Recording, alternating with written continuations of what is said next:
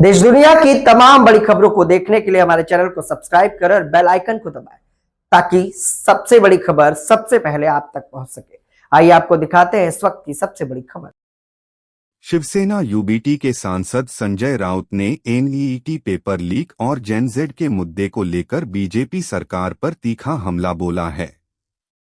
संजय राउत ने शिक्षा मंत्री रहे धर्मेंद्र प्रधान के बयान पर सवाल उठाते हुए कहा, धर्मेंद्र प्रधान कहां से रिसर्च करके आते हैं? उन्होंने आगे कहा कि अगर जेनजेड को भड़काया भी गया था तो उन्हें भड़काने वाले भी आप ही हैं। संजय राउत का आरोप है कि जेनजेड आपके कारण भड़का।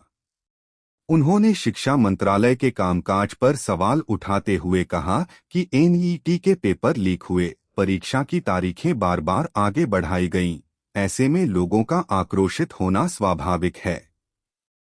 संजय राउत ने कहा कि इन परिस्थितियों के लिए सरकार खुद जिम्मेदार है।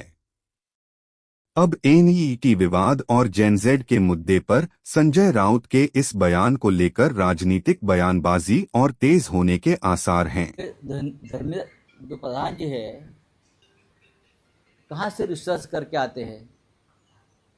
अगर भड़काया गया था तो भड़काने वाला आप ही है ना। जैन जी भड़क गए आपकी वजह से। जिस प्रकार से आपने एजुकेशन मंत्रालय चलाया, नीट के पेपर लीक हो गए, बार बार एग्जाम पोस्टपोन किया गया, तो लोग भड़क ही जाएंगे बच्चे। आप जिम्मेदार है। क्या भड़काया गया? देखो बार बार कोई ये बीजेपी का आरएसएस के लोग बोलता है जैन जी देशद्रोही है, ये बोलता है उनको भड़काया गया। बीजेपी के लोग बोलता है जैन जी टुकड़े टुकड़े गैंग है।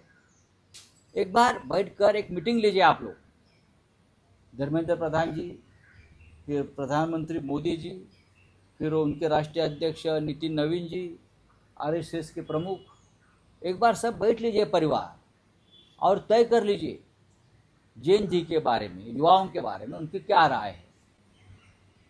टुकड़े टुकड़े गैंग है, वो बच्चे राष्ट्रभक्त है, बच्चे भटक गए हैं, बच्चों को भड़काया गया है, बच्चों का इस्तेमाल किया है।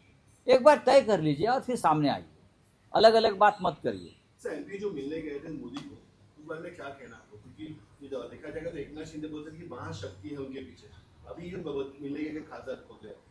अगर ये मोदी को महाशक्ति मानते हैं ना, तो लगता है उनका दिमाग ठिकाने नहीं है, उनको दिमाग का ऑपरेशन करना पड़ेगा।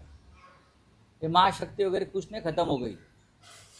6 गद्दार लोग मिलने गए जिनके खिलाफ सुप्रीम कोर्ट में एक केस चल रही है डिस्क्वालिफिकेशन की।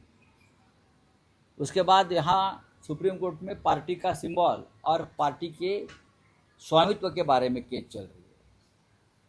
अगर मोदी जी उनको मिलते हैं ऐसे गद्दारों को और एक कहते हैं कि मैं तुम्हारे साथ हूँ, चिंता मत करो, डरो मत, उसका मतलब है इनडायरेक्टली वो सुप्रीम कोर्ट पर प्रेशर लाना चाहता है, वो सुप्रीम कोर्ट को मैसेज देना चाहते हैं मैं गद्दारों के साथ खड़ा हूँ, इसलिए आप उस तरह से आपका निर्णय देना।